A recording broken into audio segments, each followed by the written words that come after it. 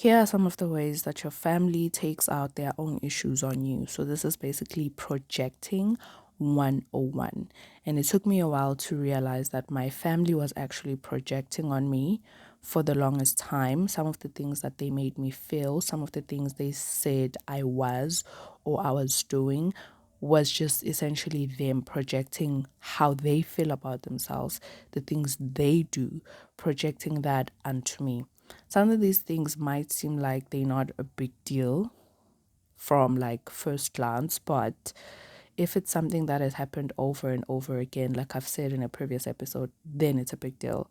If it's something that seems to be happening frequently, then it's a big deal. Like, for example, the first one is they make you anxious or they make you panic. And I actually have a trigger when it comes to the word panic. Like in the past 2 years or so, my sister really started using it. She would always say, "I'm panicking." And it was just the most annoying thing. Like, if anyone says you're panicking now, it's just a trigger for me. So, my family would always make me feel anxious. Okay? They would make, have you ever been, and it's not even family, like, have you ever been around those people who just like to make you nervous, who make you anxious? And you might not necessarily see that they like to do that, but just notice how you feel around them. You start being anxious, you start doing something that you can often do well, and you do it incorrectly because they're around and they're making you anxious and they're making you nervous. That is how my family has essentially treated me all these years, making me nervous, making me anxious. And this is one of the things that I addressed with my sister, that even when we were younger, when we would go to the store and we're at the till and we're paying for something, like if I made a mistake, it was like it was like my sister just had this set of eyes that was like, "Are you gonna make a mistake? Are you gonna make a mistake?" And then when I make it, she would just make it a point to point it out and magnify it, which was obviously not great for me. So they will make you feel anxious and they will make you panic. Now this is them. This is how they feel. They are anxious. They are in a panic mode. The way that I've started, listen, God is good. God is good. There's a verse in the Bible that says, "Seek me and I will show you hidden treasure," I believe, or hidden things. This was hidden for me for a very long time because I've always seen my sister as someone who's confident, and because my sister, she knows that she's loved, she's likable, like she's almost quote unquote the life of the party. She doesn't do parties, by the way. That's why I'm putting quotes in there.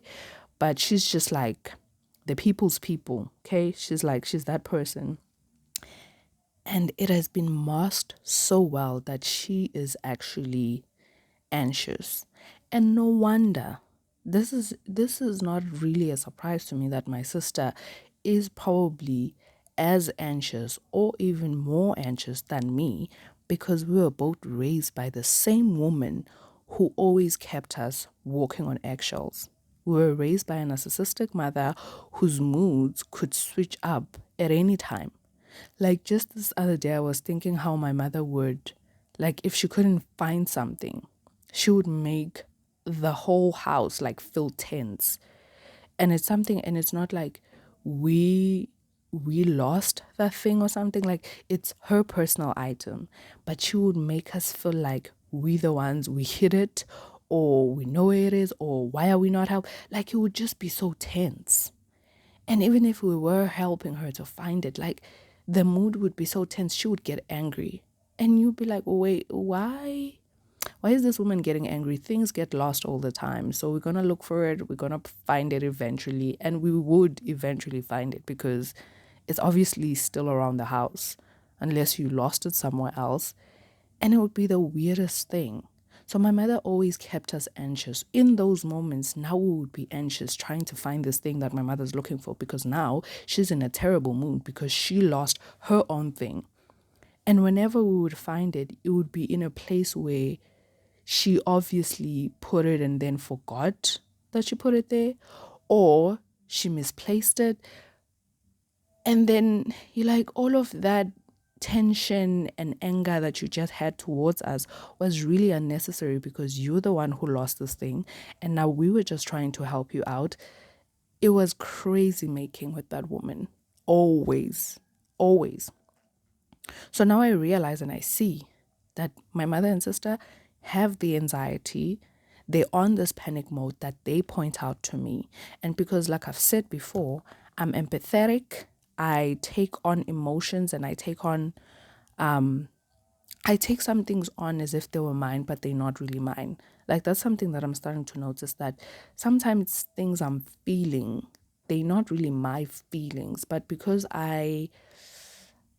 what's the word? I don't know. I feel like there's a word I could explain it in. Like I'm easily influenced by other people's feelings. Okay? So they are anxious and they are the ones who are, if you haven't noticed this, actually really look into it. Look at that person that you think that makes you anxious, that makes you nervous whenever you're around them. And if you really look at it and you start to be calm and like trust in yourself and stand your ground, you will see that they are actually the anxious one. They're actually the ones who are in a panic mode. But they're going to put that on you so that now it seems like you're the anxious one. You're the one panicking because they're not showing it, but you are showing it. They also make you feel like you're lying. This one might sound a bit weird because it has been weird to me for the longest time. One of the most frustrating things that my family would do is make me feel like I'm lying. And they will not only do it to me, they also do it to each other. It's like just an ongoing thing. It's almost like we're in a mental institution, honestly, and everyone is making each other crazy. But they will make you feel like you're lying, even if, I'm trying to think of an example, but all of these examples are probably just going to be minor. Like I would say maybe to my sister I did something, and then it would be like she's jokingly, quote unquote, jokingly, like saying, no, you didn't. Like in a way as if like she needs proof. I don't know, man. I don't know how to explain this. But the reason that they put this on you, because again, we're talking about people who are projecting. So this is something that's on them and they're putting it on you. I know that my family, my mother and my sister, oh, they are master liars. They are great at like my mother can lie so smoothly. My mother can create a whole story from the tip of her tongue that never happened, that has never happened so easily. So easily. And I'm someone like I panic when I have to. Look at me using that word now. But I panic when I have to lie. Like I'm bad at lying. Like I forget certain details when I have to lie. I'm just bad at lying. I'm really, really not good. It just freaks me out and I overthink it. I'm not great at it. And it's a good thing that I'm not good at lying. Lying is not a good thing. Like little white lies, maybe here and there, but they're just people who can easily lie. And my mother and my sister are those people. And because they are those people, they project this to each other and then they project this onto me. And they make me feel like I'm lying when I'm not, and this gets you in a defensive mode because now you feel like, when you are accused of something or you made to feel like you're lying, it really gets you in this defensive mode. Like essentially that's what it is, because now you feel like you're fighting to prove yourself, but it's true. And usually it's not that easy. Like before, it was not that easy for me to just be like, you know what, I know that I'm speaking the truth, so I'm not going to try and entertain this. I would be defensive, which would only make me seem like I'm lying more, but I wasn't. They make you feel like you want too much attention. Again, they are the attention seekers. They are attention cravers. In my previous episode, I mentioned that a certain level of attention is normal for every human being. But then there are the human beings like my mother and my sister who just want all of their attention, too much attention. They are the attention seekers. If you really, really look at it, like my family, and especially because I'm the one who is sane. Okay, let me just put it out there. I'm the sane one in this mental institution. I usually get to be the attention giver. I give them all the attention whenever they need to. Like their long winded stories, I am the one listening to all of that. I am the one being supportive. I am the attentive one. And these are just characteristics that I have because I'm more introverted. I'm more reserved. I'm not as talkative. So I am an active, excuse me, I am an active listener. I I just give of my attention. Like when I give you my attention, you have my full attention. And I'm just really listening to you and I will respond accordingly. So they really like that type of attention. But then when you need them, when you need a normal, healthy amount of attention, they make you feel like you want too much attention because they can never give off themselves even if you have given way too much of yourself to them. They could never be like that. So they will make you feel like you want too much attention and then you will start holding back, even sharing certain things about yourself. Like now I kind of see why I am so closed off. I don't really share of myself to other people. Like I don't really like just be vulnerable with people. And for the longest time, I wondered why am I so closed off? Why am I not as vulnerable? Why can't I really easily open up to people? That's because I couldn't open up to my family. They wanted all the attention, too much attention. And then when I needed attention, they made me feel like I was asking for too much. Like I just want too much attention. But that's actually them because subconsciously I think they know that they're actually the attention seekers. So whenever somebody else wants attention, they think somebody else is doing what they are doing because what they are doing is asking for too much attention. So then when you need a normal amount of attention, they think you are doing what they do and you are asking for too much attention. Crazy making, I tell you. They also make you seem like you hold grudges and don't forgive or you don't move on, instead of giving you the appropriate time and space to process your feelings. I got a couple of episodes on this because it really has been the biggest thing within my family, and it really stems from my mother who somehow thinks you should just move on from things. And if you haven't moved on in the way that she expects you to, or in the time that she expects you to, then you will often hear terms thrown around about you holding grudges. And then scripture will be quoted to you about forgiveness. So you are never given the appropriate time. And I emphasize appropriate because I'm not saying just because something has happened for the rest of your life, you should hold on to it and be mad about it and be upset about it. But there is an appropriate time, and nobody can really give how long that should be. Nobody can say because it depends on what you went through, it depends on how you're processing it. So nobody can give you X amount of time to say by this time you should be over this. So you should be given the appropriate time and space. Give me space. Like just let me process this, okay? Let me feel this. And that is the biggest thing within my family. Now again, this is them. I've realized because my mother has put on this facade of being this person who forgives.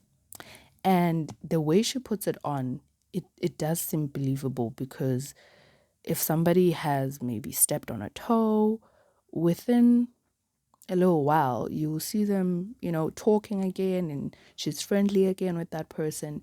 And you're like, oh, yeah, she does easily forgive and move on. But she does not.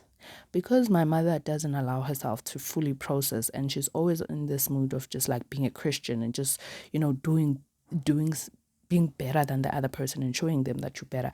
Listen, being the bigger person is not about showing the other person that you are a bigger person. It's about doing something because that's your character. And if you are a believer like we are, it's about doing something because this is what I believe in, and this is what the Lord requires and wants of me, without the pressure of feeling like you shouldn't feel what you are upset about or mad about or angry about. So what my mother does, in as much as she is trying to implement the word of God in her life by forgiving, she doesn't allow herself to process the feelings. She doesn't allow herself to truly feel it. She doesn't self-introspect. She doesn't take the time. Instead, she rushes to the stage of being the bigger person. But my mother holds grudges. She really does. And the reason she does hold the grudges is because she never dealt with what the other person did. She quickly moved on to the next stage, which is forgiveness, and never really dealt with what the person did. And so she emphasizes this holding grudges so much. This is the craziest thing, because I was watching the documentary, what did I say? The documentary by Hillsong. It's not actually by Hillsong, it's about Hillsong. And they were speaking about, who is this pastor? Why am I forgetting? Carl Lenz. Yes, Pastor Carl Lenz. And how he would emphasize sexual purity, sexual morality, only to find out that that was something he was struggling with himself. Excuse me. Now listen to me. I am one of those Christians who does believe that just because you are struggling with a certain sin, or just because, for example, in this new age world where people have family members or friends who are homosexuals, they no longer want to quote the true and living scripture that God says that homosexuality is an abomination. Now, because you are friends with this person, or you have a family member who is homosexual, or any of the LGBTQ plus community, you no longer want to state the facts, the truth of God.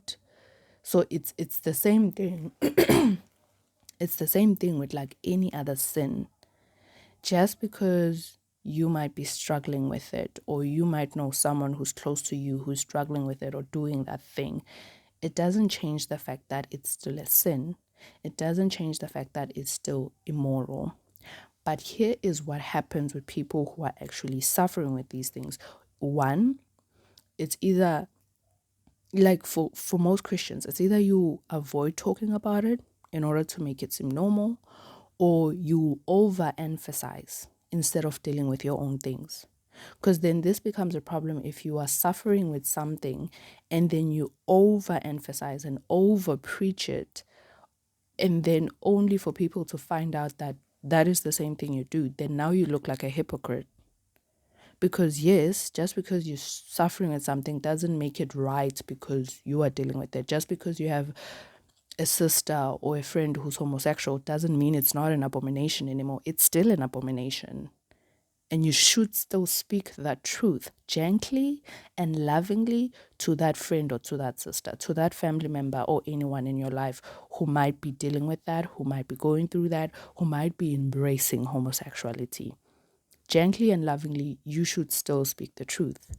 But then the problem with this over emphasizes and over preaches is because they are trying to mask their own sins. They end up over emphasizing this instead of praying about it. Yes, you should still state the facts of the word of God, but you should be still dealing with your own things. So my mother is the same thing.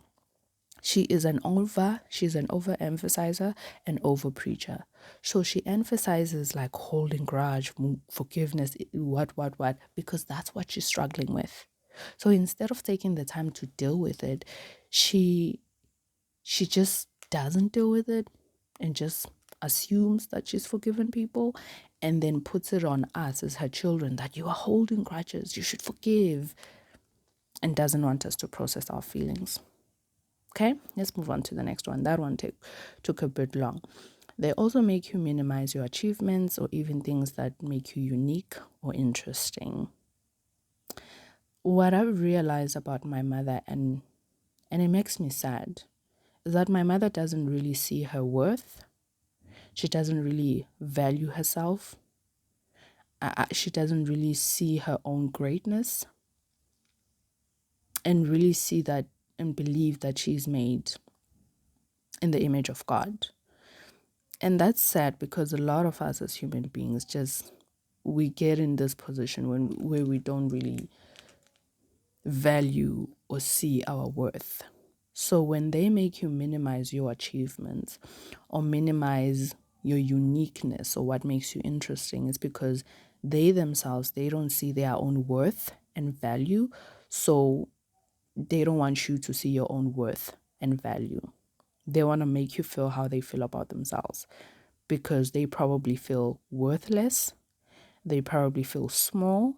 So when you are celebrating or you have like something exciting going on in your life or you've just achieved something or you're experiencing a certain level of success or there's something that really makes you unique or interesting, they want to minimize that, and then you also start minimizing it because if your family, the closest people that you have in your life, minimizes your achievements or success, minimizes how unique or interesting you are, then you also start minimizing it because their opinion really matters to you, which is something that I'm starting to stray away from, because their opinion just means little at this point to me.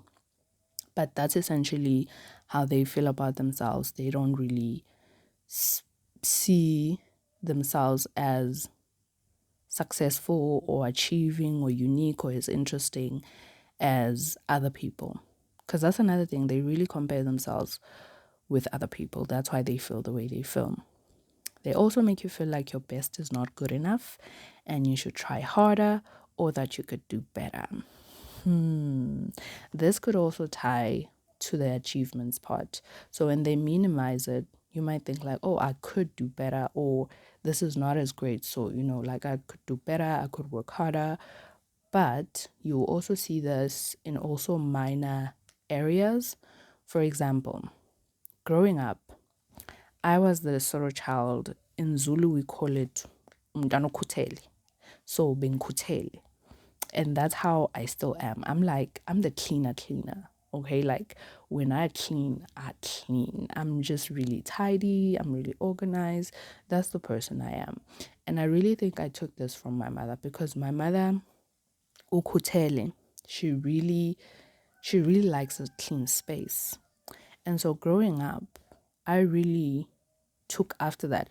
I think there were two reasons that actually made me to be the tidy and clean person, and I would always do my chores like correctly, if I could put it like that. I think it's because I was always afraid of being scolded. I was always afraid of my mother shouting at me, yelling at me, or giving me a spanking. I was like really super afraid of that. So I always made sure that when I clean, I clean. But also, I also took it from her because I saw how, you take obviously a lot of things from your parents just by simply observing how they are. So, just based on observation, I would see that my mother's a clean person and I would be that. But here is what my mother would do. I would clean and I would just like, as a child, like I'm a kid and I'm just like really proud of myself. I cleaned, and when you clean and you even touch certain spots that you normally don't touch, like you feel yourself that I've cleaned, like I even touched that and I dusted that and I moved that and I went under, I went above. That would be me. And what my mother would do, she would come back and start all over again.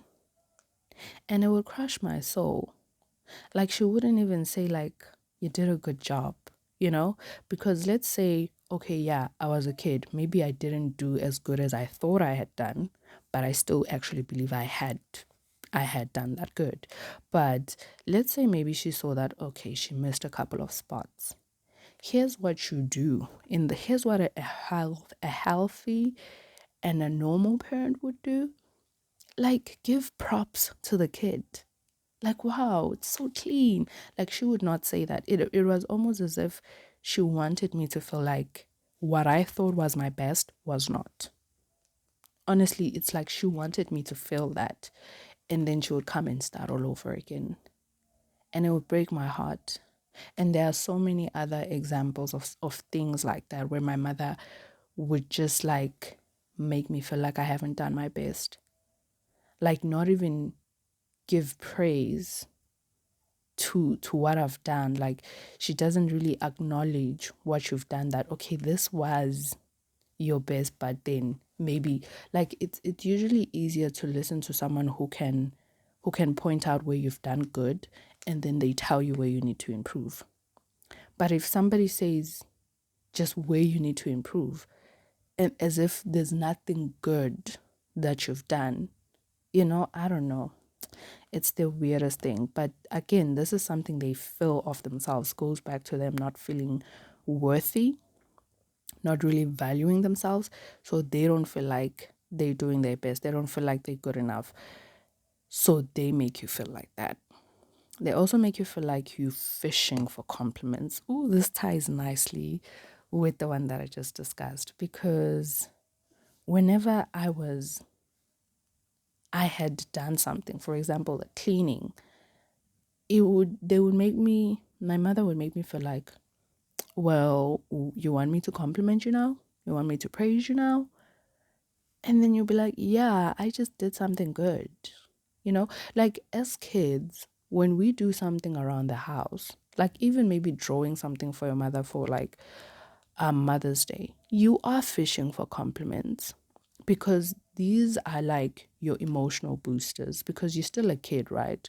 You're not an adult. You haven't fully developed to a point where you can give yourself that boost. And even as an adult, we cannot always give ourselves that boost. This is why community is important. This is why God at the very beginning of the word says it is not good for a man to be alone. Sometimes it doesn't mean, I think as an adult, you become more dependent on yourself to give yourselves like a confidence boost, like motivation and all of that. But you still need it every now and again from whether your partner, whether your friend, whether colleagues, whether your family. You are not self sufficient. You are not enough just for yourself. And I don't mean that in a way as to like lower your self esteem. You should be confident enough to be able to give yourself a certain boost in most cases, but you are not self sufficient in the fact that, oh, I can always motivate myself. Like on a very, very bad day when I don't want to get out of bed, I can always talk myself out of bed. It's impossible. We need people. And so my family would make me feel like I'm fishing for compliments, even if I'm sharing maybe an achievement or something great that has happened in my life or something I'm excited about. They would make me feel like I'm fishing for compliments. Like I just want to be praised. I want da da da. And again, this is them. Like I've mentioned in previous episodes, my mother wants to be praised. Like she just loves like just being the center of praise and compliments. You should always compliment, like when she came up with an idea, you should say, "Oh mom, this was such a great idea." When she does something, you should say, she overly needs that. She needs too much of that. And for the fact that she's an adult, like I just said, when you become an adult, let's give it a percentage. 80% of motivation and boosting should come from yourself, because everybody's got their own issues. Nobody can be 100% there to boost you and give you compliments and give you praise. 80% should come from that. And then 20% comes from your loved ones, because you obviously have days where you cannot boost yourself. Don't buy into this illusion of this confidence myths that we have going on nowadays. Like every day you are supposed to be able to push yourself. You're not always going to be able to push yourself. Honestly, some days you will just need other people to push you. So 20% is that when you are an adult. But as a child, as a kid, like I honestly believe like almost 100% you need your parents to push you. You need your siblings to push you. Like you still need your family. You still need your mother. Let me not even include siblings and other things. Like your mother, your parents, they are there to guide you. You are in this world. You are still relatively new. So you kind of like need that boosting of like, you did good. like carry on doing that. Or you did good, but you can improve and do this. Yeah, so they make you feel like you're fishing for compliments, but that is because they are the fishers and they are overfishing. Like they're running the sea dry. Like if we're speaking in literal terms, like if my mother and my sister were fishing for compliments, literally, the sea would never have any fish ever, because they fishing everywhere. They taking all the fish. Anyway, they they make you feel like you are easily hurt by everything. Now, I've mentioned this in a couple of episodes where I've talked about how my family and I are just not really able to address certain issues, sensitive issues, or things that hurt you, things that bother you, because they make you feel like you are easily hurt by everything. They make you feel like you are too emotional, too sensitive, and they just don't know how to be around you. That's how they make you feel. They'll make you feel like, I don't know what to say to you anymore. I don't know what to do around you anymore. I feel like I shouldn't joke anymore because you'll be hurt by everything. But that's not true. Somebody addressing and speaking about something that they don't like, said, or done to them, that actually shows maturity. That doesn't show that you are easily hurt by everything. It shows that you are mature enough to state something that you do not like, something that bothers you, something that upsets you. But again, this is how they feel. One of the characteristics of narcissistic personality disorder is that they are emotionally fragile. They are easily breakable. Like everything, like even if it's, I've said this before, even if it's constructive criticism, they take it as an offense. So when they make you feel like you are easily hurt by something, when you are actually doing the mature thing and the healthy thing to state what you don't like so that it doesn't happen again, they make you feel how they feel. Because for them, even if they are told something that they could improve on, something that is true, they take it as an offense, as an insult, as an attack, instead of working on that thing. So again, they are projecting. When they make you feel like you are hurt by everything, that's because they are hurt. They are so fragile that they cannot deal with their own stuff. They will also make you feel like you are attacking them when you either tell them the truth, tell them what you don't like, or address or confront them about something. Again, this just ties in with the previous point. They will make you feel like an attacker. You know the Oscar Pistorius case where he said like there was an intruder in the house? Like you are an intruder. Like how dare you come and tell me what you don't like that I've done to you? How dare you confront me about this? How dare you address this? You are intruding on my little bubble of lies where I don't do anything wrong. You are an attacker. They make you feel like you are attacking them. And by making you feel like that, it hinders you from stating the next time something you don't like. And now when you're in this position of no longer addressing, you are the one who keeps getting hurt because now you are scared of addressing something without them making you feel like you're attacking them.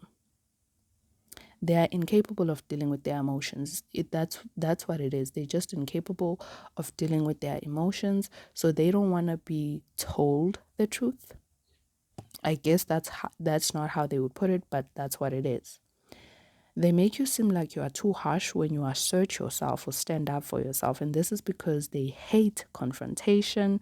They hate honest conversations. It just makes them uncomfortable. So this is something that they would also do when you are dealing with something. Like I've seen cases where, you know how sometimes you speak to your family about like maybe issues that you and your friend or a colleague or somebody else you're having, and when you tell them that, then this is what I said, and in your heart you're thinking, yeah, I stood up for myself, they will make you feel like you were too harsh, but you probably were not, because the reason they say this is because they are scared of being that confrontational.